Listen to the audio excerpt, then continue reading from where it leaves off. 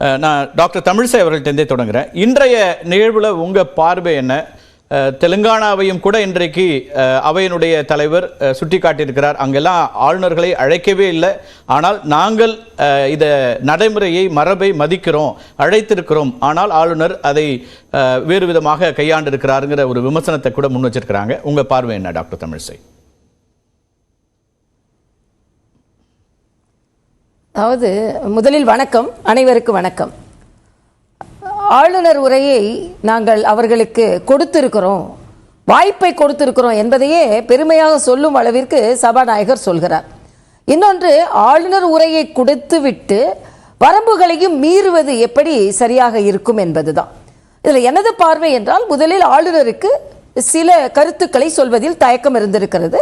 அவர் அதில் மனதளவிலும் கருத்து ரீதியாக ஒப்புக்கொள்ளவில்லை என்பதை அவர் சொல்லிவிட்டு, மரியாதைக்குரிய சபாநாயகர் அவர்கள் அதை முழுவதுமாக படிக்கும் பொழுது ஆளுநர் பொறுமையாக அங்கே அமர்ந்திருந்தார். அப்படி என்றால் நீங்கள் வாசிப்பதில் நான் எந்த ஆட்சேபனையும் தெரிவிக்கவில்லை, அதை நான் ஒப்புக்கொள்கிறேன் என்று சொல்லிதான் அமர்ந்திருந்தார். அப்படி அமர்ந்திருக்கின்ற நேரத்தில் ஆளுநர் உரையை படித்த மரியாதைக்குரிய சபாநாயகர் அவர்கள் முடித்த உடனேயே தேசிய கீதம் இசைக்கப்பட்டு ஆளுநரை வழியனுப்பி வைத்திருக்க வேண்டும். அது செய்யாமல் ஆளுநர் அமைதியாக உட்கார்ந்திருக்கிறார். அவர் முன்னிலையிலேயே மாறுபட்ட கருத்துக்களை, தவறான கருத்துக்களை ஒரு அரசியல் மேடை போல, ஏனென்றால் எனக்கு நன்றாக தெரியும், ஆளுநர் உரை ஆரம்பிக்கும் பொழுது தேசிய கீதம் இசைக்கப்படும், ஆளுநர் உரையை நாங்கள் வாசிப்போம், வாசித்து முடித்த அடுத்த நிமிடமே தேசிய கீதம் இசைக்கப்படும். தெலுங்கானால முதலமைச்சர், சபாநாயகர் மற்றும் மேல் சபை தலைவர் 3 பேரும் சென்று கூப்பிட்டும் அவர்கள் தான் வருவார்கள், வழி அனுப்புவதும் அவர்கள் தான் வருவார்கள். ஆனால் புதுவையிலும் தமிழகத்திலும் சபாநாயகர் வந்து அழைப்பார், சபாநாயகர் தான் வழி அனுப்புவார். அதோடு சேர்ந்து இன்னொரு மரபு இருக்கு. தமிழ்நாடு சட்டப்பேரவையில தமிழ்த்தாய் வாழ்த்து பாடுவது, நிறைவுல தேசிய கீதம், இதுதானே தமிழ்நாட்டு மரபா இதுவரைக்கும் இருக்கு.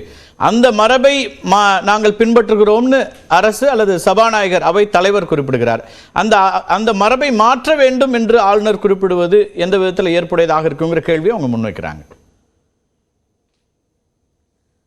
இல்லை, இதுல எங்கேயுமே அவர் தமிழ்த்தாய் வாழ்த்து பாடக்கூடாது என்று சொல்லவில்லை. அவர் தமிழ்த்தாய் வாழ்த்தோடு நீங்கள் தேசிய கீதத்தையும் இசைக்க வேண்டும் என்று அந்த இடத்துல சொல்லல. அவரோட கருத்துப்படி அவர் 4-5 முறை கடிதம் எழுதி இருக்கிறார். இது நடைமுறை இல்லை என்று அவரிடம் முழுவதுமாக தெளிவுபடுத்தி இருக்கலாம். ஆனால் தெளிவுபடுத்தாம இதுதான் நடைமுறை என்று சொல்வது. இன்னொன்று, எல்லா இடங்களிலும் ஆளுநர் உரை, ஆளுநர் எந்த நிகழ்ச்சிக்கு போனாலும் அது தேசிய கீதத்தோடு ஆரம்பிக்கப்படுகிறது, தேசிய கீதத்தோடு தான் நிறைவடைய செய்கிறது. ஆக தமிழ்த்தாய் வாழ்த்தை யாரும் பாட வேண்டாம் சொல்லல, பாட வேண்டாம் என்று சொல்வது மிக மிக தவறு.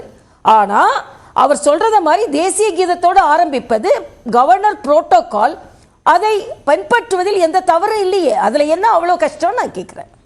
இன்னொரு குறிப்பு இன்னைக்கு ஆளுநர் மாளிகையிலேருந்தே குறிப்பிட்டிருக்கிறதுலேயே சொல்லியிருக்கிறாங்க, சட்டமன்றம் கூடுவதற்கான காரணங்களை சட்டமன்றம் தெரிவிக்க வேண்டும், என்னெல்லாம் இருக்கணும் அப்படிங்கிறதுல ஆளுநர் உரை என்பது அரசின் சாதனைகள், கொள்கைகள் மற்றும் திட்டங்களை பிரதிபலிக்க வேண்டும், இதெல்லாம் சொல்லிட்டு இதை தவிர்த்து உண்மைக்கு மாறான புறம்பான தகவல்களை பரப்புவதற்கும் அது ஒரு கருத்து இருக்கு, பாகுபாடான அரசியல் கருத்துக்களை தெரிவிப்பதாக இருக்கக்கூடாதுங்கிற ஒரு கருத்தை அவர் முன்வைக்கிறாரு. ஆளுநர் உரை என்பது பொதுவாக அரசனுடைய உரை, அரசு தயாரித்து கொடுத்திருக்கிற உரை தான் ஆளுநர் பேச போறாரு. அந்த உரையில் என்ன இருக்க வேண்டும் என்பதை ஆளுநர் தீர்மானிக்கலாமா அப்படிங்கிற ஒரு கேள்வி இருக்கு இல்லையா? இதுதான் இங்க சிக்கலா இருக்கு. கடந்த 2 ஆண்டுகளா இருக்கக்கூடிய முரண் அதான் இருக்கு. கடந்த ஆண்டும் அதுதான் இருந்தது, இந்த ஆண்டும் அதுதான் முரணா இருக்கு. அதாவது தமிழக அரசு தயாரிக்கின்ற உரை ஆளுநர் படிப்பதற்கு தயக்கமான உரையாகத்தான் இருக்க வேண்டும் என்று தயாரிக்கிறார்கள். அதுல ஆளுநர் உரையை 2 விதமா தயாரிக்கலாம். அதுல நாங்க என்னென்ன சாதனைகள் செய்தோம், என்னென்ன சாதனைகள் செய்ய போகிறோம் என்று. ஆனா தாக்குவதற்காகவே ஒரு அரசியல் மேடையை போல ஒரு ஆளுநர் உரையை தயாரித்து அதை அவரை படிக்க சொல்லும்போது அவருக்கு என்று ஒரு தயக்கம் இருக்கிறது. ஆளுநர் உரை அரசாங்கம் தான் தயாரிக்கிறது என்பதில் எந்த மாற்று கருத்தும் இல்லை. அதே மாதிரி ஆளுநர் உரை ஆளுநர் ஒப்புக்கொண்ட பின்புதான் அது ஆளுநர் உரையாக ஆகிறது. இப்ப முந்தின நாளே அவர்கள் தயாரித்தா கூட எங்களுக்கு அனுப்பி அதில் ஏதாவது ஆட்சேபம் இருக்கிறா என்று கேட்கிறார்கள். ஆட்சேபம் இல்லை என்று சொல்கிறோம். ஆனா இங்கே என்ன நடைமுறை மேற்கொண்டார்கள் என்று எனக்கு தெரியாது. ஆனா ஒட்டுமொத்தமாக இங்கே உள்ள அரசாங்கத்தின் குறிக்கோள் என்னவாக இருக்கிறது என்றால், ஆளுநர் இதெல்லாம் படிக்க தயங்குவார், ஆனா நம்ம இப்படிதான், அதாவது ஒரு அரசியல் கருத்துக்கள், ஏன்னா அப்பாவும் அப்படிதானே பேசினாரு. அப்பாவும் இன்னைக்கு பேசுனது சரியே கிடையாது. தேசிய கீதம் இசைக்கப்பட்டு நிறைவு செய்திருக்க வேண்டும். அவர் அப்பட்டமான அரசியல் கருத்தை அரசியல் மேடை போல பேசும் பொழுது ஆளுநருக்கு தயக்கம் இருக்கிறது. ஆக உள்நோக்கத்தோடு இத்தகைய குறிப்புகள் தயாரிக்கப்படுகிறது என்ற சந்தேகம் அவை தலைவர் பற்றி குறிப்பிடுறதெல்லாம் உரை முடிந்து கடைசி 2-3 நிமிடங்களை குறிப்பிடுறீங்க. அவர் தொடக்கத்திலேயே நான் இதை படிக்க மாட்டேன்னு அமர்ந்துட்டார் ஆளுநர். 2 நிமிடம் திருக்குறள் வாசிக்கிறாரு, அதுக்கு பிறகு இதுல எனக்கு உடன்பாடு இல்லை அப்படின்னு அமர்ந்துட்டார். முதல் முறையாக தமிழ்நாடு சட்டமன்றத்தில் ஆளுநர் உரை தவிர்க்கப்பட்டிருக்கு. ஆளுநர் தன்னுடைய உரையை தவிர்த்திருக்கிறார். ஆளுநர் தவிர்த்திருந்தா கூட வெளிநடப்பு செய்யல, வெளிநடப்பு செய்திருந்தா முற்றிலுமாக தவிர்த்திருக்கிறார். அதை தமிழாக்கத்தை சபாநாயகர் படிக்கும் பொழுது ஆளுநர் ஏன் அமர்ந்திருக்க வேண்டும்? அப்ப நான் அமர்ந்திருந்தால் அந்த உரைக்கு நான் மரியாதை கொடுக்கிறேன் என்று தான் அவர் அமர்ந்திருந்தார். இல்லைன்னா ஆளுநர் உரையை நான் படிச்சாச்சு, 2 நிமிஷம் படிச்சாச்சு, வெளியேறி இருக்கலாம். அப்ப அமர்ந்திருந்தார் என்றால் அதற்குள்ள மரியாதையை கொடுத்திருக்க வேண்டுமா இல்லையா என்றதான் எனது கேள்வி. அந்த கேள்வியை நான் திரு பரந்தாமன் இருக்கார், அவர்கிட்ட கேட்கலாம். ஒரு கேள்வி அடிப்படையில் முன்வைக்கப்படுது. தேசிய கீதத்தை தான் மையமா வச்சு தன்னுடைய அது ஏன் தொடங்கப்படவில்லை அப்படிங்கிற கேள்வியை வச்சுதான் அவர் தன்னுடைய அதிருப்தியை வெளிப்படுத்துறார். அதே தேசிய கீதம் இசைக்கப்படுவதற்கு முன்னாடி வெளியேறுவது என்பது எந்த விதத்துல சரியா இருக்குங்கிற ஒரு கேள்வியும் முன்வைக்கப்படுது இல்லைங்க? இல்லை, தேசிய கீதத்தை உடனே அவர்கள் ஒலிக்க செய்திருக்க வேண்டும் ஒன்று. இன்னொன்று, மரியாதைக்குரிய சபாநாயகர் அப்பாவு சில கருத்துக்கள் முற்றிலுமாக முரணான கருத்துக்கள். ஏனென்றால் அவர் சவர்க்கரை அவர்களை பேசுகிறார்கள். ஏன் சவர்க்கர் ஒரு தேசியவாதி, தேசத்திற்காக தனது வாழ்நாளை அர்ப்பணித்தவர், என்னமோ அதை தீவிரவாதி மாதிரி பேசுவதும் கோட்சேவை கொப்பிட்டு பேசுவதும், இது யார் சபாநாயகர் பேசுவதா? இது கோட்சேக்கும் அவர்கள் எந்த இயக்கத்தை குற்றம் சாட்டுகிறார்களோ அந்த இயக்கத்துக்கும் சம்பந்தம் இல்லைன்னு சொல்லிட்டு உச்சநீதிமன்றமே தீர்ப்பு சொன்ன பிறகும் நாங்க இப்படிதான் சொல்லுவோம் சொல்லி கொண்டிருந்தா, அது மாதிரி ராஜீவ்காந்தி கொல்லப்பட்ட போது அங்க ஆட்சியில் இருக்கும்போது இந்த அரசாங்கத்தின் மீது குற்றச்சாட்டு வந்தது. அப்ப அந்த கொலையாளிகள் சொல்லிக்கொண்டே இருக்கலாமா? ஆக அதுதான் தவறு. அப்போ அப்பாவு செய்தது மிக மிக தவறு. அரசியல் அந்த அவையின் மாண்பை முற்றிலுமாக மீறியது. அப்ப அவர் பேசும்போது ஆளுநர் உட்கார்ந்து இருந்தார் என்றால் அப்ப அவர் சொல்வதை அவர் ஒப்புக்கொள்வதாக ஆகும். அதனால இது எனக்கு ஒப்புதல் இல்லை என்று அவர் வெளிநடப்பு செய்தார். உட்கார்ந்து இருந்தார்னா என்ன அர்த்தம்? அப்ப அப்பாவு பேசும்போது ஆளுநர் உட்கார்ந்து இருக்கிறார் என்று வைத்துக் கொள்ளுங்கள். அப்படி என்றால் அந்த கருத்தை அவர் ஏற்றுக்கொள்கிறார் என்று அர்த்தமாகுமா இல்லையா? தன்னுடைய வெளிநடப்பு செய்வதை தவிர எதிர்ப்பு அவர் எப்படி காண்பிக்க முடியும்? ஆளுநர் நீங்கள் தேசிய கீதம் இசைக்கப்பட வேண்டிய நேரத்தில் தேசிய கீதத்தை இசைக்கவில்லை என்பதா கருத்து. இல்ல, ஆளுநர் தன்னுடைய எதிர்ப்பை தொடக்கத்தில் பதிவு பண்றார். அதே விதமான ஒரு எதிர்ப்பை பதிவு செய்திருக்கவும் முடியலாம். இறுதியில் அவர் தன்னுடைய எதிர்ப்பை கூட பதிவு செய்திருக்கலாம். அவர் எதிர்ப்பை பதிவு செய்யும் விதமாக வெளியேறினார் அப்படின்னு உங்க கருத்தையும் கூட அதுல அப்படி வெளியேறினார்னு கூட எடுத்துக்கலாம். இன்னொரு கேள்வி என்ன வைக்கிறதுனா, அவை மரபு அல்லது அவையினுடைய சட்டம் அங்கே பேசப்பட்டது. ஆளுநர் உரையில அவர் பேசியது நீக்கம் செய்யப்பட்டதா அவைத்தலைவர் அறிவிக்கிறாரு. ஆனா அதை பொதுவெளியில வெளியிடுவது அப்படிங்கிறது இப்ப சட்ட ரீதியாக அது இந்த அவை உரிமைக்கு எதிரானதாக அது மாறாதா? பொதுவெளியில வெளியிடுகிறார், தன்னுடைய எக்ஸ் பக்கத்துல வெளியிடுகிறார் அப்படின்னா அது எப்படி ஏற்றுக்கொள்ளக்கூடியதாக? அது தெரியவே இல்லைன்னா பரவாயில்ல, ஏதோ பப்ளிக் டொமைன்ல இருக்கே. அது நீக்கப்படுவது அதை நீக்கப்பட்டதை நான் எதிர்க்கிறேன் என்று இல்ல அது ஆளுநர் நான் ஒப்புக்கொள்ளவில்லை என்று சொல்லும் கருத்து உரிமை ஆளுநருக்கு இருக்கா இல்லையா? இப்போ எனக்கு நான் இதை அவை குறிப்பிலிருந்து நீக்குகிறார்கள் என்றால் அதை நான் ஒப்புக்கொள்ளவில்லை என்று சொல்லும் கருத்தை அவர் வேற எப்படி வெளியே சொல்லுவார்? அப்படிதான் சொல்ல முடியும். அவையில் பேசப்பட்ட விஷயத்தை வெளியிடுவது அதுல தமிழக அரசு நடந்து கொள்வதை எல்லாம் நியாயப்படுத்த முடியாது என்பதான் அடிப்படை கருத்து. இல்ல எல்லா நிலைகளிலும் நீங்க சொல்றதை நான் ஏற்றுக்கொள்கிறேன்.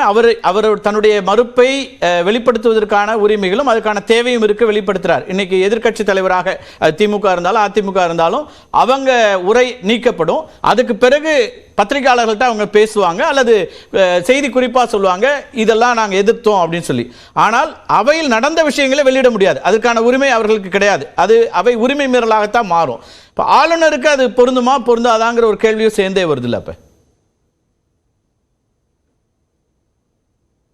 இல்ல, ஆளுநர் ஒரு தவறான தாக்குதல் தன் மீது நடக்கும் பொழுது தமிழக மக்களுக்கு அதை உணர்த்துவதன் கடமை தனக்கு இருக்கிறது என்று நினைத்திருக்கலாம். தமிழக மக்களுக்கு தெரியப்படுத்த வேண்டும் என்று இல்லையா? ஆக வரம்பு மீறப்பட்டிருக்கிறது, அவையின் மாண்பு மீறப்பட்டிருக்கிறது. ஆக அவரின் கருத்துக்கு அவரின் விருப்பத்திற்கு எதிராக பலது நீக்கப்பட்டிருக்கிறது. ஆக அப்படியெல்லாம் இருக்கும்போது அதை பொதுமக்களுக்கு சொல்ல வேண்டியது தனது கடமை என்று அவர் நினைத்திருக்கலாம். உரையே அவர் வாசிக்காம விடுறது சொல்ல முடியாது. அவை மரபை மீறியதாக வருமா? தனக்கேண்டு ஒரு கருத்து இருக்கலாம். ஓகே, நிச்சயமா இருக்கலாம். அவை மரபை மீறியதாக வருமா? உரையை வாசிக்காமல் விட்டது முதல் முறை நடந்திருக்கு. இன்னொன்னு, மத்திய அரசு தயாரிக்கிற உரையை தான் பிரசிடென்ட் வாசிக்கிறாங்க, குடியரசுத் தலைவர் வாசிக்கிறாங்க. அதுல மத்திய அரசுடைய சாதனைகள், மத்திய அரசு சொல்லக்கூடிய கருத்துக்கள் எல்லாம் தான் இருக்கும். அப்ப அவங்க முரண்பட்டு ஒரு விஷயத்தை எடுக்கிறாங்களா? இது வரைக்கும் அப்படி வரலாற்றை நம்ம பார்க்கல. இங்க மாநிலங்கள்ல, குறிப்பா எதிர்க்கட்சி ஆளுகிற மாநிலங்கள்ல ஆளுநர்கள் இது போன்று மோதல் போக்கில் இருக்காங்கன்ற ஒரு குற்றச்சாட்டை வைக்கிறாங்க. அதுக்கான உங்கள் பதில் என்ன? இல்ல, இப்ப உதாரணத்திற்கு இப்ப நானும் தெலுங்கானால உரையை வாசித்தேன். இதுல சில ஆட்சேபகமான கருத்துக்கள் இருந்தது. ஆனா சில நேரங்கள்ல இது இந்த அரசாங்கத்தின் கருத்து என்று சொல்ல வேண்டிய சூழ்நிலையும் வந்தது. அதனால அரசாங்கமும் ஆளுநரும் ஒரு உரையை தயாரிக்கும் பொழுது ஒரு இணக்கமான சூழ்நிலையில் அங்கே உள்ள அதிகாரிகள் வந்து எங்களது உரை இப்படி இருக்கிறது, உங்களுக்கு ஏதாவது ஆட்சேபனை இருக்கிறதா என்று ஜனநாயக முறைப்படி கலந்து ஆலோசித்து உரையை தயாரிப்பதுதான் முறை. ஆனா இங்க என்னன்னா, அது ஒரு அரசியல் முறை மாதிரியே தான் நாங்க தயாரிப்போம், நாங்க எப்படி வேண்டுமானாலும் தாக்குவோம், அதை ஆளுநர் வாசிக்க வேண்டும் என்பது சட்டத்தில் இடம் கிடையாது. இதை தயாரிப்பதற்கே ஒரு ஜனநாயக முறைப்பாடு இருக்கிறது. அதை தயாரிப்பதற்கு ஒரு அளவலாவ வேண்டும். ஒரு விருந்துக்கு கூப்பிட்டா வர்றது கிடையாது. அதாவது நான் வந்து ஒரு மோதல் போக்க தான் கடைபிடித்துக் கொண்டிருப்பேன் அப்படின்னு சொல்றதை விட எங்கள் உரை இப்படி இருக்கிறது. தேநீர் விருந்துக்கெல்லாம் முதலமைச்சர் கடந்த முறை போனாரே, கூட்டணி கட்சிகள்லாம் தவிர்த்த போது வாசிக்கிறீர்களா? இல்ல, கூட்டணி கட்சிகள்லாம் புறக்கணிக்கிறோம் அப்படின்னு சொன்ன போது முதலமைச்சர் தேநீர் விருந்துக்கு போனாரு. அதெல்லாம் பழைய வரலாறுகள் பலதை பார்த்திருக்கோம். அதுக்கப்புறம் நீதிமன்றம் 2 பேரும் ஒன்னா சந்திச்சு பேசினாங்க, இதெல்லாம் நடந்துச்சு. ஆனால் அதுக்கப்புறம் எல்லாத்துக்கும் போனாருன்னு சொல்லலையே. எஸ், ஆனா என்னோட ஒரு நிறைவு கேள்வி நான் உங்கள்கிட்ட வைக்கிறேன். எல்லாருக்கும் போனான்னு சொல்லலையே. இந்த மோதல் போக்கை கடைபிடித்துக் கொண்டு எஸ், அதான் மோதல் போக்குல ஒரு சிக்கல் என்ன வருதுன்னா, இது அரசியல் கருத்து இல்லைன்றதை யார் முடிவு செய்வது? இது அரசினுடைய பார்வைன்னு ஒரு விஷயத்தை முன்வைக்கிறாங்க. இத வந்து நீங்க வந்து ஒரு தேச விரோத குற்றச்சாட்டு கருத்து அப்படின்னா அதுல ஆளுநர் உரையை நாங்க இப்படி தயாரிச்சிருக்கிறோம். ஆமா, ஒரு அரசாங்கம் தன்னுடைய நிலைப்பாட்டை சொல்கிறது. அதுல எது அரசியல், எது அரசின் பார்வைன்னு நீங்க எப்படி முடிவு பண்ண முடியும்னு ஒரு கேள்வி வைக்கிறாங்க. நீங்க என்ன ஆளுநர் எப்படி அதை இறுதி செய்வது, முடிவு செய்வதுங்கிற ஒரு கேள்வி வைக்கிறாங்க. இல்ல, அவங்க கேள்வி வைத்துக் கொண்டே தான் இருப்பாங்க. நான் கேட்கிறேன், ஆளுநர் உரையை கொண்டு வந்து அதிகாரிகள் இதுதான் ஆளுநர் உரை, நீங்கள் அது முந்தின நாள் ஆளுநர் உரை முழுவதுமா வாசிக்கப்பட்டு ஆளுநர் அதற்கு ஒப்புதல் அளிக்கப்பட்டு ஒரு கையெழுத்து போட்டு கொடுப்பார். அந்த கையெழுத்து போட்டுக்கிட்ட உரை தான். அதுக்கப்புறம் அதை மாற்றுவதற்கு யாருக்கும் உரிமை கிடையாது. ஆக ஆளுநர் எனக்கு ஆட்சேபமான கருத்துக்கள் இருக்கிறது என்றால் அரசாங்கம் அதை ஒரு நட்பு ரீதியாக, ஒரு மரியாதை ரீதியாக அதை மாற்றுவதற்கு அரசாங்கம் முயல வேண்டும். ஆனா அந்த நடைமுறை தான் தமிழகத்தில் இல்லை என்ற சந்தேகம் எனக்கு இருக்கிறது. ஆளுநர் உரையை நம்ம என்ன சொன்னாலும் வாசிக்கணும்னு எந்த ஆளுநர்கிட்டையும் அவங்க சொல்றது இல்லை. அவங்க நாங்க இந்த உரையை இப்படி நாங்கள் தயாரித்து இருக்கிறோம், அமைச்சரவை இதை ஒப்புக்கொண்டு இருக்கிறது. ஏன்னா நான் அதே பதவியில தான் இருக்கேன், ஆளுநர் உரை வாசித்து கொண்டுதான் இருக்கேன். இன்னொன்னு, தெலுங்கானால ஆளுநர் உரை கொடுக்கல, நாங்க கொடுத்தோம். ஆளுநர் உரை கொடுக்காதவங்களை வீட்டுக்கு அனுப்பியிருக்காங்க. ஆளுநர் உரை நிராகரித்தவர்களை மக்கள் நிராகரித்து இருக்கிறார்கள். இன்னைக்கு நான் 2 ஆளுநர் உரையை நான் வாசித்துட்டேன். திருக்குறளை வைத்து ஆரம்பித்தேன், பாரதியாரை வைத்து முடித்திருக்கிறேன். அதனால இவங்க எல்லாம் தெலுங்கானாவை இனிமேல் உதாரணம் காண்பிக்க வேண்டாம் என்பதை நான் தெரிவித்துக் கொள்கிறேன். அதே ஒரே தரப்புல இருந்தே எதிர்பார்க்கறீங்களா? அரசாங்கம் இணக்கமா இருக்கணும், ஆளுநர்களும் இணக்கமா இருக்கணும்ல. அதற்கான முயற்சி ஆளுநர்கள் தரப்புல இருந்து வரணும்ல. இந்த மோதல் எதிர்க்கட்சிகள் ஆளுகிற மாநிலங்கள்ல மட்டுமே ஏன் வருகிறதுங்கிறதான கேள்வி. இல்ல, நான் என்ன கேட்கிறேன்,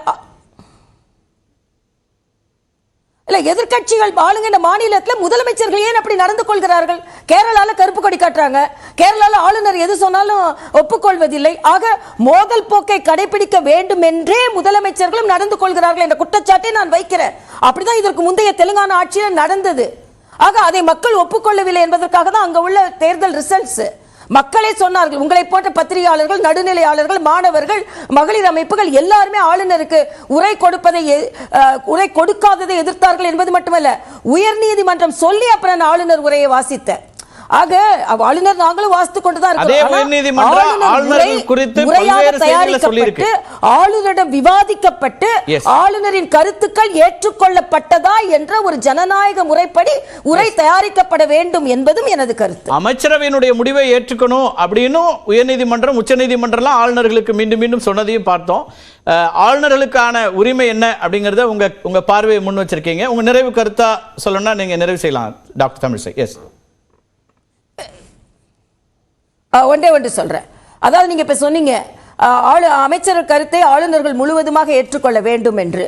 அதில் ஒரு கருத்து இருந்தா கூட ஆளுநருக்கு என்று ஒரு கருத்து இருந்தால் அதை வெளிக்கொணரலாம், சொல்லலாம் அப்படின்னு சில ஷரத்துக்கள் இருக்கிறது. அதுல இன்னைக்கு தெலுங்கானால கூட ஒரு விவாதம் நடந்து கொண்டு இருக்கிறது. அதுல என்னன்னா, ஆளுநர்கள் ஒரு கருத்தை சொன்னார்கள் என்றால் அரசியல் கட்சி தலைவர்களும் அந்த அரசவையும் அமைச்சரவையும் ஒரு கருத்தை சொன்னால் ஆளுநர் ஏற்றுக்கொள்ளலாம், இல்லை என்றால் ஆளுநரின் கருத்தை பதிவு செய்யலாம் என்றும் அரசியலமைப்பு சட்டத்தில் இடம் இருக்கிறது. அப்படியே ஏற்றுக்கொள்வதற்கு எந்த இடத்துல யாரா இருந்தாலும் ஜனநாயக முறைப்படி நான் ஒன்னு சொன்னா நீ கேட்கணும்னு நமக்கு கீழே பணியாற்றுபவர்களை கூட நம்ம சொல்ல முடியாது. ஆக ஆளுநர்களுக்கு அந்த உரிமை மறுக்கப்படுகிறது எதிர்க்கட்சிகள் ஆளுகின்ற மாநிலங்களில் என்பதைத்தான் நான் குற்றம் சாட்டுகிறேன். தேர்ந்தெடுக்கப்பட்ட அரசாங்கங்களுக்கான உரிமை பற்றியும் அவங்க பேசுறாங்க. எதிர்பார்ப்பை நிறைவேற்றப்படுகிறார்கள் என்பதை எனது குற்றச்சாட்டு. ரைட், ரெண்டு தரப்பும் இணக்கமா இருக்கணுங்கிற ஒரு பார்வையும் இருக்கு. நிகழ்ச்சியில பங்கெடுத்து உங்க கருத்துக்களை முன் வச்சதற்கு மிக்க நன்றி டாக்டர் தமிழிசை. அடுத்தடுத்த நிகழ்ச்சிகள் இருக்கு. இந்த நேரத்தில் எங்களோடு இணைந்ததற்கு மிக்க நன்றி.